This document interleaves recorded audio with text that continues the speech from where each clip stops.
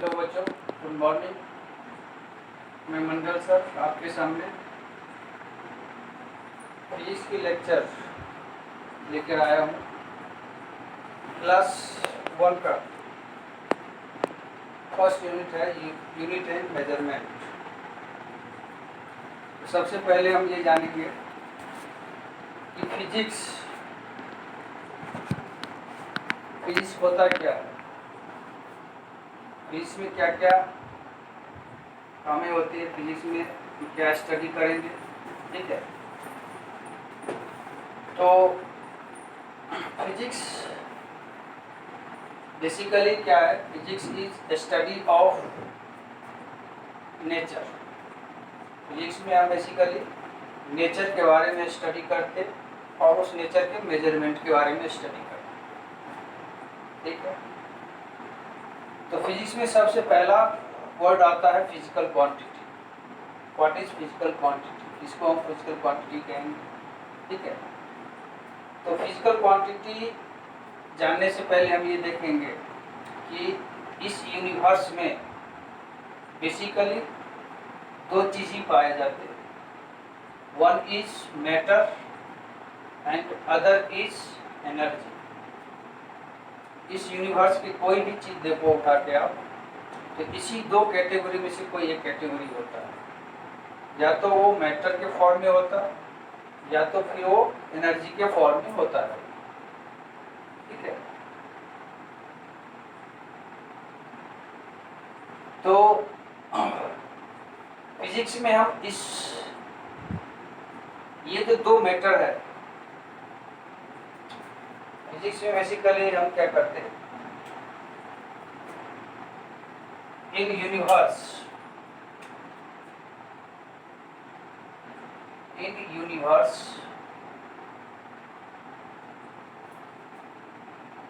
only two things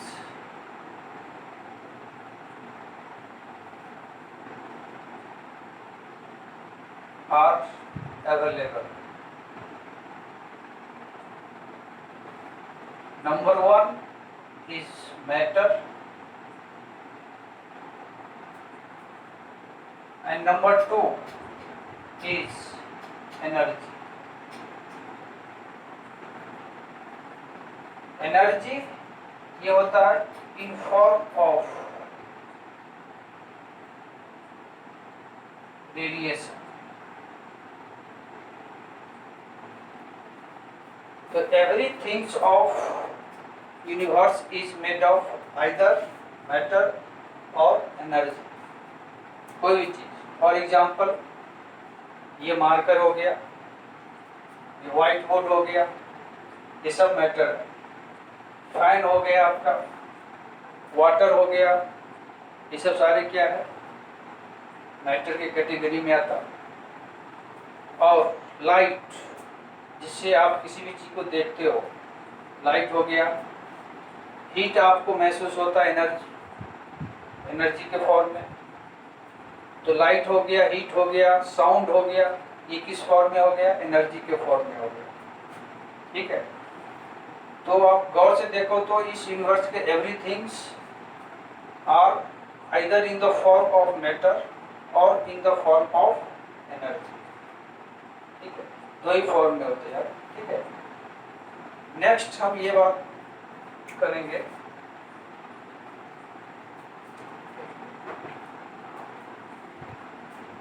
कि physical quantity हम किसको बोलेंगे? What is physical quantity?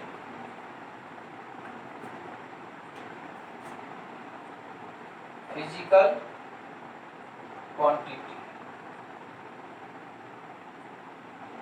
Physical quantity क्या है? तो हमने देखे अभी कि दो ही टाइप के थिंग्स इस यूनिवर्स में पाए जाते हैं, मैटर और एनर्जी। ठीक है, फिजिकल क्वांटिटी हम किसको बोलते हैं? ये जो मैटर और एनर्जी है, इसका प्रॉपर्टी या कैरेक्टरिस्टिक, इसको हम क्या बोलते हैं? Physical quantity. फॉर एग्जाम्पल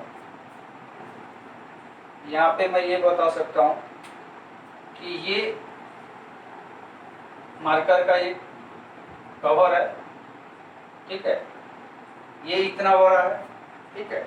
अब मैं दूसरा चीज लिया, ये लिया, ये इससे बड़ा है, ठीक है, यानी ये जो छोटा, ये इतना बड़ा, ये इससे भी बड़ा, ये क्या है, एक प्रॉपर्टी है मैटर का, क्या है, ये प्रॉपर्टी है।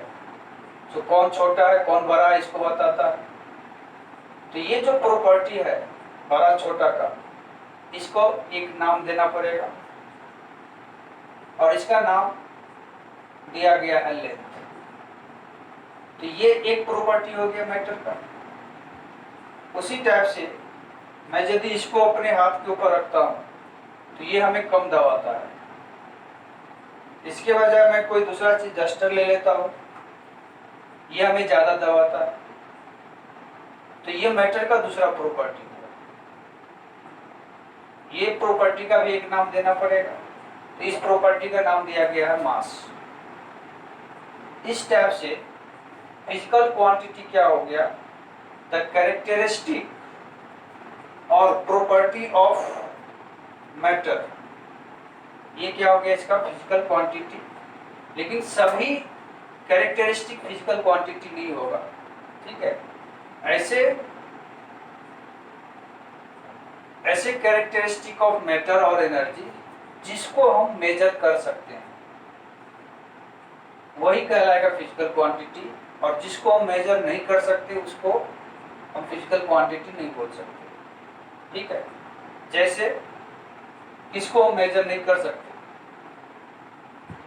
जैसे एंग्री होना, सैडनेस होना, सैरोनेस होना, ये सब चीज क्या है, नेचर में तो है लेकिन हम इसको मेजर नहीं कर सकते। हैप्पीनेस, इसको हम मेजर नहीं कर सकते, इसीलिए ये नेचर में होते हुए भी फिजिकल क्वांटिटी नहीं होता है, ठीक है। तो ऐसा कैरेक्टरिस्टिक ऑफ मैटर और एनर्जी जिसको हम मेजर कर सकते उसको बोला गया है फिजिकल क्वांटिटी। तो इसको बच्चों एक लाइन में हम लिख सकते हैं डेफिनेशन इसको ऐसे, फिजिकल क्वांटिटी का the characteristic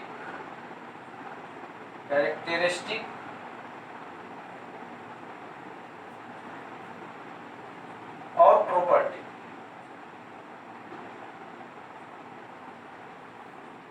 of matter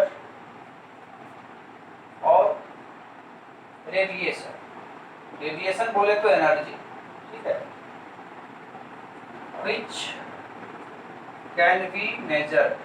which can be measured are called physical quantity,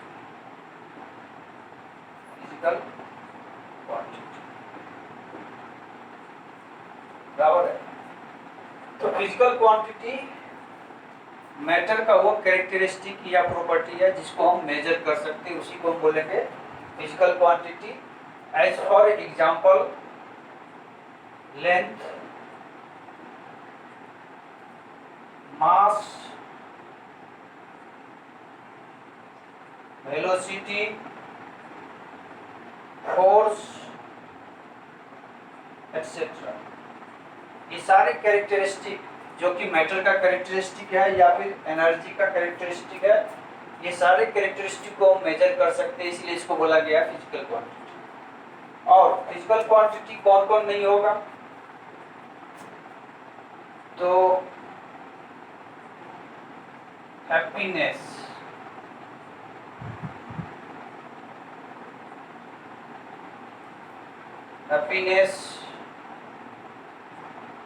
love,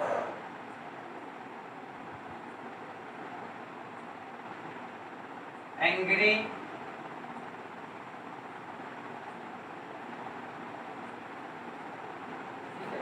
these are not physical quantity,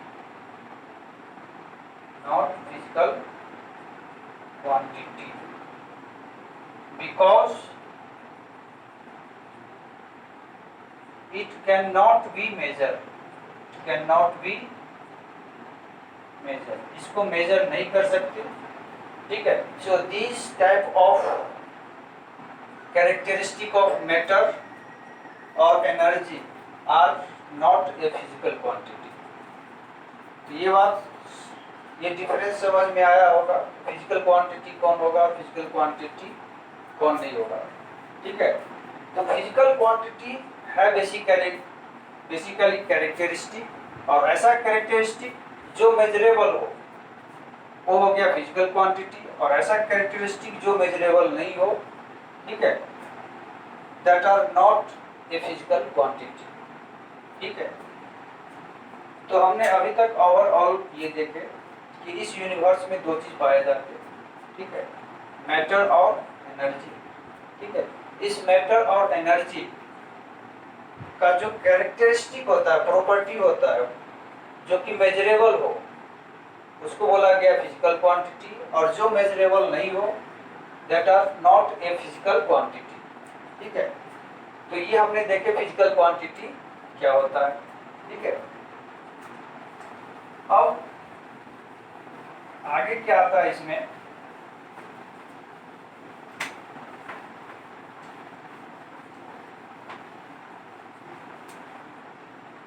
physical quantity अभी हमने देखे।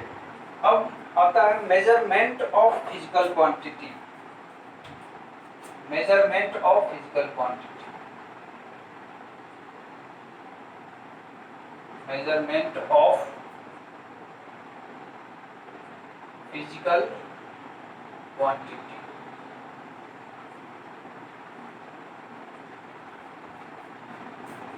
इसको मेजर हम कैसे करेंगे, तो मेजरमेंट के लिए हमें एक स्टैंडर्ड बनाना पड़ता है, ठीक है। यदि मैं ये बोलूं कि ये व्हाइट बोर्ड है, इस व्हाइट बोर्ड का ये लेंथ को मेजर करना है, तो इसको हम मेजर कैसे करेंगे, तो इस लेंथ को यदि मेजर करना है तो लेंथ वाला ही हमें एक स्टैंडर्ड बनाना पड़ेगा, ठीक है। मान लो इस मार्कर को हमने एक स्टैंडर्ड बना दिया, ठीक है। अब इसका कंपैरिजन हम व्हाइट बोर्ड की ये हाइट से करेंगे, ऐसे 1 2 3 4 5 6, मान लो ये 6 टाइम आया, तो ये मेजरमेंट जो लेंथ हो गया, लेंथ का मेजरमेंट 6 टाइम आया, 6 मार्कर आया, तो हम बोलेंगे 6 मार्कर।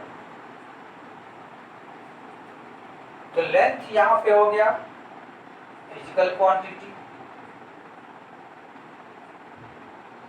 लेंथ हो गया फिजिकल क्वांटिटी, मार्कर हो गया यहाँ पे यूनिट, और इसको हम स्टैंडर्ड भी बोलते हैं। और ये जितने टाइम अपेयर हुआ, ये जो मल्टीप्लायर है इसको बोला गया न्यूमेरिकल वैल्यू, ये क्या हो गया न्यूमेरिकल वैल्यू। तो कहने का मतलब मेजरमेंट ऑफ फिजिकल क्वांटिटी क्या हो गया, यदि लेंथ L है तो यदि n इंटू यू, n का मतलब हुआ न्यूमेरिकल वैल्यू, u का मतलब हो गया यूनिट। तो मेजरमेंट में दो चीज होगा हमेशा, एक न्यूमेरिकल वैल्यू और एक यूनिट, और ये हमेशा कांस्टेंट होगा, कांस्टेंट होगा। कांस्टेंट का मतलब ये हो गया कि यदि न्यूमेरिकल वैल्यू ज्यादा है तो यूनिट छोटा होगा, और यदि न्यूमेरिकल वैल्यू छोटा है तो यूनिट बड़ा होगा। तो ये प्रोडक्ट फिजिकल क्वांटिटी का न्यूमेरिकल वैल्यू और यूनिट ये कांस्टेंट होता है। फॉर एग्जांपल यदि मैं ये लिखता हूं, ये मार्कर मान लो इसका लेंथ मैंने लिखा 2 मीटर, 2 मीटर तो होगा नहीं ये, फॉर एग्जांपल 2 मीटर का ये मार्कर यदि है, इसको मैं ऐसा भी लिख सकता हूं 200 सेंटीमीटर, इसको मैं ऐसा भी लिख सकता हूँ 2000 मिलीमीटर। यहाँ पे देखो तो न्यूमेरिकल वैल्यू 2 है, यहाँ पे 200 है, यहाँ पे 2000 है। इसका मतलब ये नहीं कि ये जो मार्कर है इसका लेंथ यहाँ पे आए इस सिस्टम में तो बड़ा हो गया, इस सिस्टम में आए तो उससे भी बड़ा हो गया। ये मार्कर का लेंथ वही है, ये चेंज नहीं हो रहा है। इसीलिए ये जो प्रोडक्ट है न्यूमेरिकल वैल्यू और यूनिट का, ये हमेशा क्या होगा, कांस्टेंट। तो आप देख सकते यहाँ पे न्यूमेरिकल वैल्यू कम है इसके कंपैरिजन में, इसके कंपैरिजन में। इसका मतलब मीटर क्या हो गया, बड़ा यूनिट हो गया, ठीक है। सेंटीमीटर क्या हो गया, मीटर से छोटा यूनिट हो गया, क्योंकि इसके साथ जो न्यूमेरिकल वैल्यू है वो इसके न्यूमेरिकल वैल्यू से ज्यादा है। उसी टाइप से मिलीमीटर इस दोनों से भी छोटा यूनिट हो गया। तो कहने का मतलब ये हो गया कि numerical value is inversely proportional to, ये हो गया यूनिट, और इस दोनों का प्रोडक्ट n इंटू यू, ये क्या होता है, कांस्टेंट, ठीक है। तो इस टाइप से हम मेजरमेंट करते हैं। मेजरमेंट में हम क्या करते हैं basically,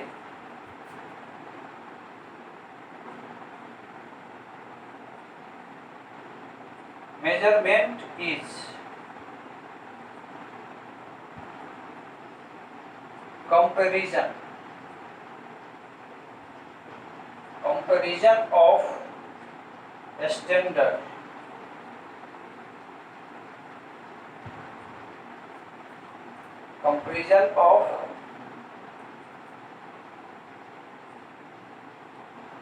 comparison of given physical quantity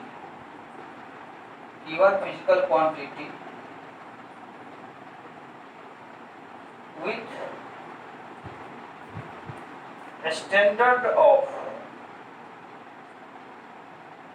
standard को ही बोला जाता है unit of same physical quantity,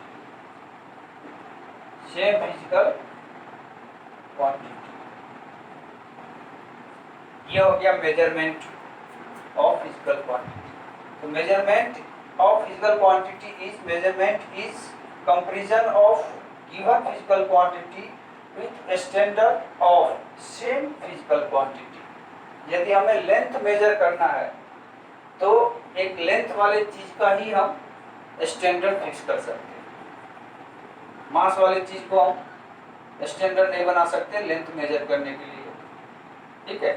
तो उसी टाइप का जिस टाइप जो नेचर, एक तरह से बोल सकते हैं, जो नेचर हमें मेजर करना है, जो प्रॉपर्टी कैरेक्टरिस्टिक मेजर करना है, उसी कैरेक्टरिस्टिक का, ठीक है, एक स्टैंडर्ड बनाना पड़ेगा और उसको गिवन फिजिकल क्वांटिटी से कंपैरिजन करना पड़ेगा, और वो जितने टाइम अपीयर होगा उस गिवन फिजिकल क्वांटिटी में वो उसका मेजरमेंट हो जाएगा। तो इस मेजरमेंट में दो चीज हो जाता है, first is numerical value and other is unit, और इस दोनों का प्रोडक्ट ही होता है मेजरमेंट ऑफ फिजिकल क्वांटिटी, ठीक है। तो ये था डिस्कशन फिजिकल क्वांटिटी के बारे में, ठीक है।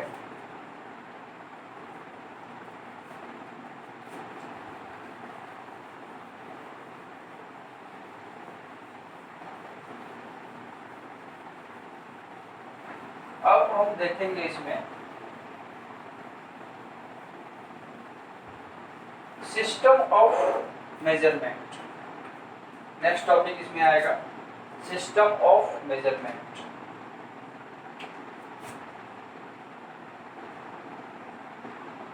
System of measurement.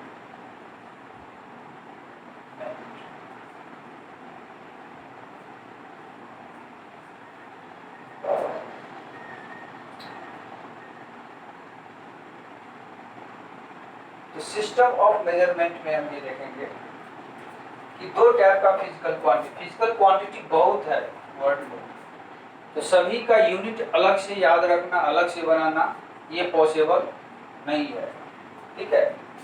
there is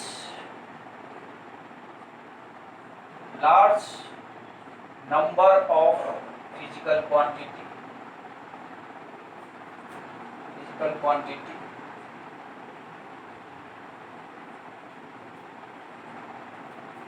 so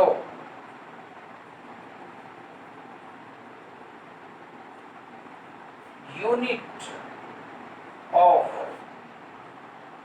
every physical quantity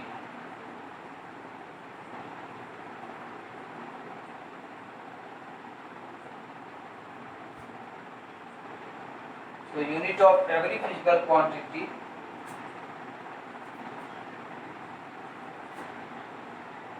learn is not possible सभी फिजिकल क्वांटिटी का यूनिट लर्न रखना हमें पॉसिबल नहीं है, ठीक है।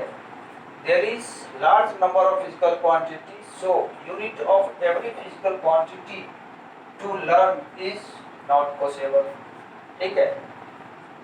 तो इतने सारे फिजिकल क्वांटिटी है कि मैं सभी फिजिकल क्वांटिटी का यूनिट अलग से याद रखूं, ये पॉसिबल नहीं है, ठीक है।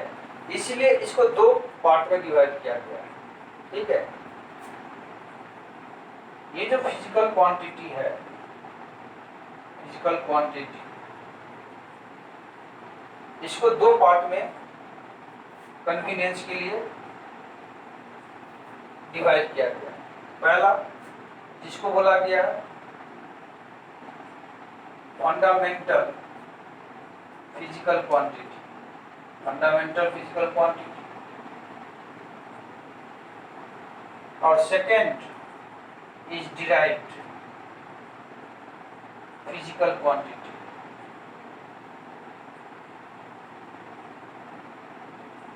अब पहले हम समझेंगे कि फंडामेंटल क्या है और डिराइव्ड क्या है। तो ओवरऑल चूंकि बहुत large number of physical quantity है, ठीक है, तो उस सभी का अलग से यूनिट याद रखें ये पॉसिबल नहीं है, इसीलिए उसको दो कैटेगरी में डिवाइड किया गया।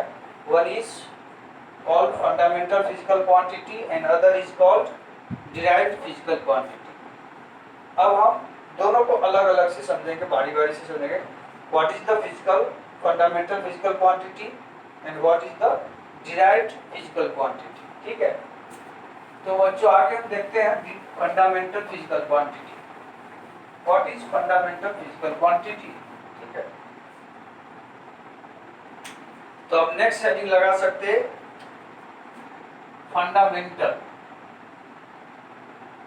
Fundamental physical quantity, fundamental physical quantity, ठीक है। तो फंडामेंटल फिजिकल क्वांटिटी में वो फिजिकल क्वांटिटी को रखा गया है जो एक दूसरे से मेजर नहीं हो सकता है, जो एक दूसरे के टर्म में हम एक्सप्रेस नहीं कर सकते। ऐसे फिजिकल क्वांटिटी को बोला गया है फंडामेंटल फिजिकल क्वांटिटी। तो those physical quantity, those physical quantity which cannot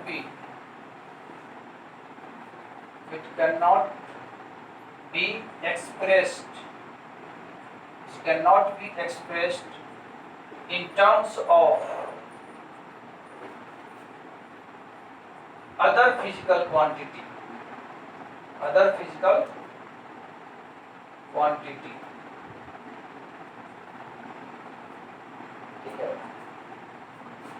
are called fundamental physical quantity, fundamental physical quantity। जैसे इसका कैटेगरी है टोटल 9 फिजिकल क्वांटिटी है, ठीक है। तो पहला जैसे मैं इधर लेता हूं फिजिकल क्वांटिटी, और इधर लेता मैं इसका एसआई यूनिट। वो यूनिट एसआई यूनिट की बाद में हम डिस्कस करते हैं। अभी हम समझते हैं physical quantity, fundamental physical quantity. Physical quantity नहीं, सिर्फ क्या लिखेंगे हम, फंडामेंटल फिजिकल क्वांटिटी कौन है। तो जैसे लेंथ, लेंथ को हम मास के टर्म में एक्सप्रेस नहीं कर सकते।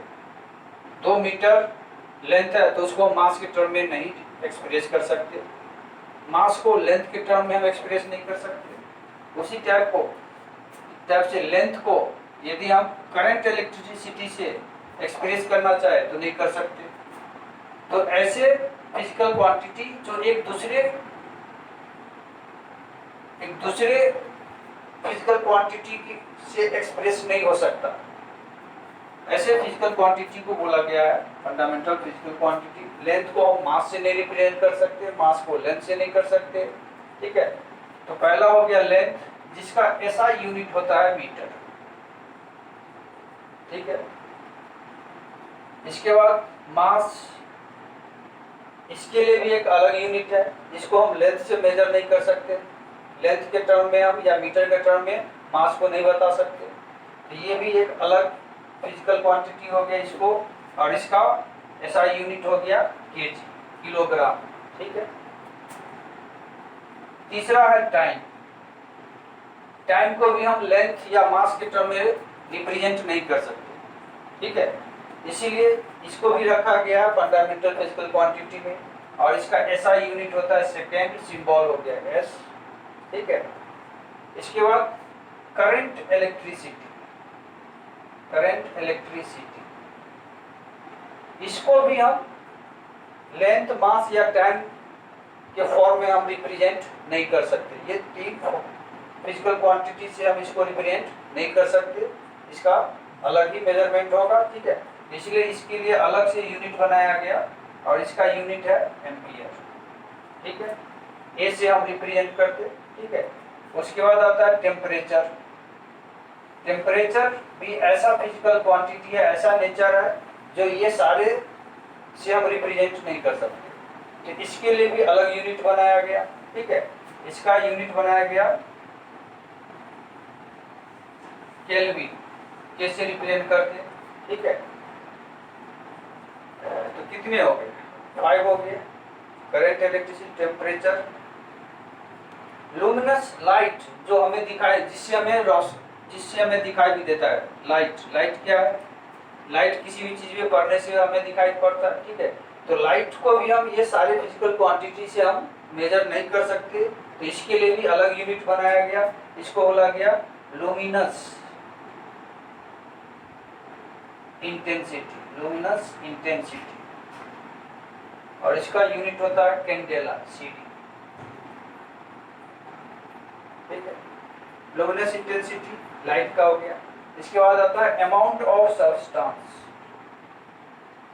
अमाउंट ऑफ सब्सटेंस, ठीक है। इसका यूनिट हो गया मोल। तो कितने हो गए, 1 2 3 4 5 6 7, 2 और है, ठीक है। तो वो 2 कौन है, वो मैं ऊपर में राइट करता हूं, ठीक है। इसके आगे है प्लेन एंगल। एंगल भी मेजर करना है तो इस सब से मेजर नहीं होगा, इसलिए उसका भी अलग से यूनिट बनाया गया, प्लेन एंगल, ठीक है। तो प्लेन एंगल का यूनिट होता है रेडियन, ठीक है। और एक और आया 3D में एंगल मेजर करना है, जैसे कोन में जो एंगल बनता है, कोनिकल एंगल, ठीक है। तो ये आया है सॉलिड एंगल, इसको बोला जाता है। इसका यूनिट होता है स्टेरेडियन, एसआर से रिप्रेजेंट करते हैं, ठीक है। तो ये टोटल 9 फिजिकल क्वांटिटी को बोला गया है fundamental physical quantity, because this physical quantity can not be expressed in terms of other physical quantity, ठीक है। और बाकी ये 9 फिजिकल क्वांटिटी को छोड़ के जितने भी फिजिकल क्वांटिटी है उसको बोला गया है derived physical quantity, because remaining physical quantity can be expressed in terms of these 9 fundamental physical quantity। बाकी जितने भी physical quantity बच गए वो ये सभी physical quantity के फॉर्म में हम रिप्रेजेंट कर सकते हैं, ठीक है। इसीलिए उसको बोला गया है derived physical quantity, ठीक है। तो derived physical quantity ये आप लोग नोट कर लिए, ठीक है। देखो मैं जो भी पढ़ा रहा हूँ आप लोगों को, आप कॉपी भी नोट करो। तो एक ट्यूशन क्लासेस में जैसा होता है वैसा आपका कॉपी तैयार हो जाएगा, और मैं कोशिश करूंगा कि एवरीथिंग आपको क्रिस्टल क्लियर हो, ठीक है। तो आप नोट्स बना सकते हैं हमारे जो भी लेक्चर हो रहे हैं, ठीक है। तो अलग से आपको आप ट्यूशन नहीं भी लगाना चाहे तो चल सकता है, ठीक है। तो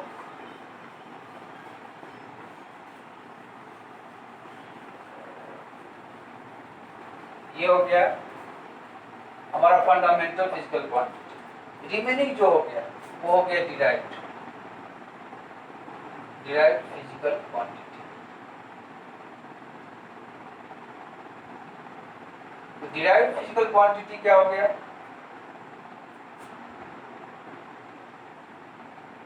The physical quantity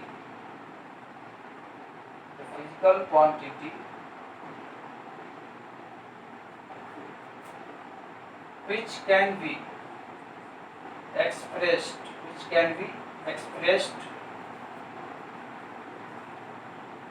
in terms of fundamental physical quantity, in terms of fundamental physical quantity are called derived physical quantity,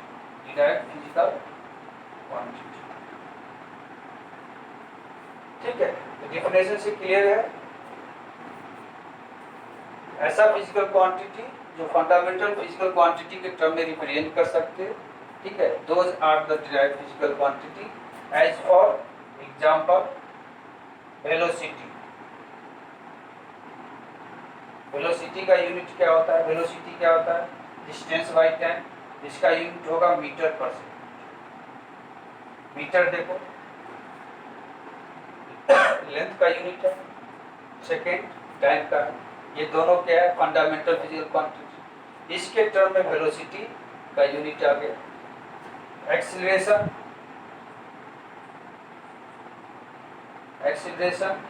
ये से रिप्रेजेंट करते, इसका यूनिट क्या होता है? Metre per second square. Again metre क्या हो गया? Fundamental unit. सेकंड क्या हो गया? ये भी फंडामेंटल, ठीक है। तो इस टाइप से बहुत सारे बाकी जितने भी है, फोर्स है ना, वर्क है, एनर्जी है, पावर है, ये सभी physical quantity derived physical quantity कहलाता है, क्योंकि ये सारे physical quantity fundamental physical quantity के टर्म में हम एक्सप्रेस कर सकते, रिप्रेजेंट कर सकते, इसलिए इसको बोला गया है डिराइव्ड फिजिकल क्वांटिटी, ठीक है। तो दो टाइप का फिजिकल क्वांटिटी हमने देखा, ठीक है। अब इसमें एक छोटा सा डिस्कशन मैं कर देता हूँ ये दो चीज का, प्लेन एंगल का और सॉलिड एंगल का। ये जरूरत पड़ सकता है कहीं भी, ठीक है।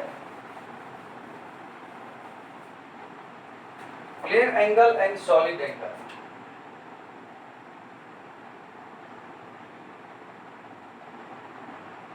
प्लेन एंगल क्या हो गया?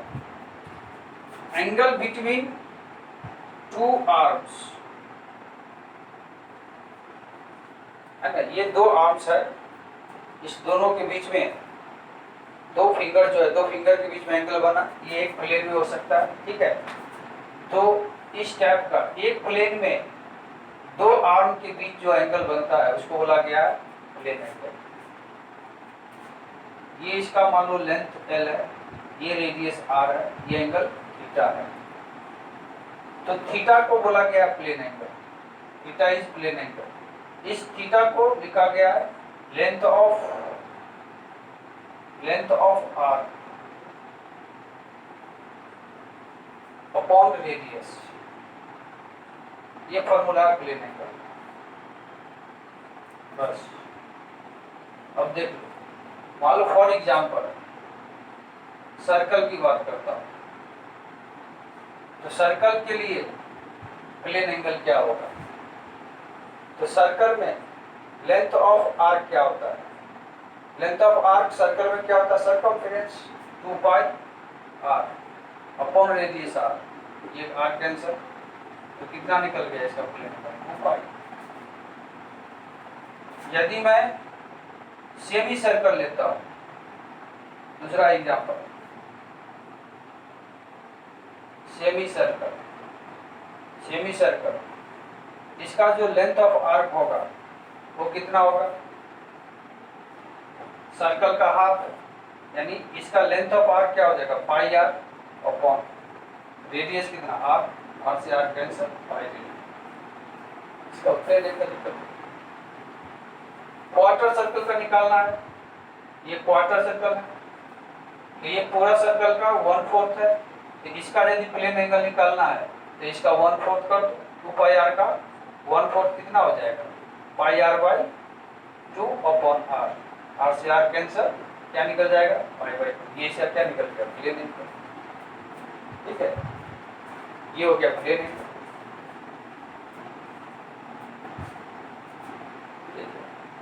अब सॉलिड एंगल, इसके बाद मैं लेक्चर आज एंड करूंगा, और अगली क्लास में हम डायमेंशनल एनालिसिस की बात करेंगे, how to find the dimension, इसकी बात करेंगे।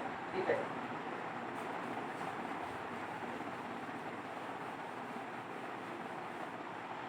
Solid angle basically 3D angle होता है, जो आप कौन खाते हैं, सॉफ्ट चीज जिसको बोलते हैं, उसको देखो तो इस टाइप से एंगल बनता है ऐसा। ठीक है, तो ये जो एंगल बनता है ये ऐसा, ये एंगल को बोला गया है, ओमेगा से रिप्रेजेंट किया जाता है जनरली। ठीक है, और ये इसका स्फीयर का पार्ट है।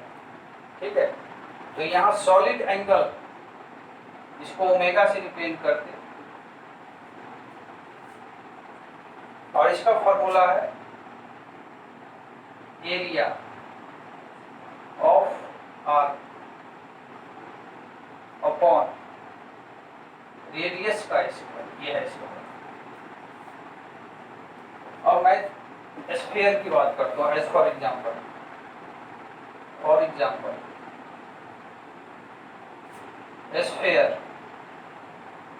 स्फीयर के लिए सॉलिड एंगल निकालना है, तो स्फीयर का उसका एरिया क्या होता है?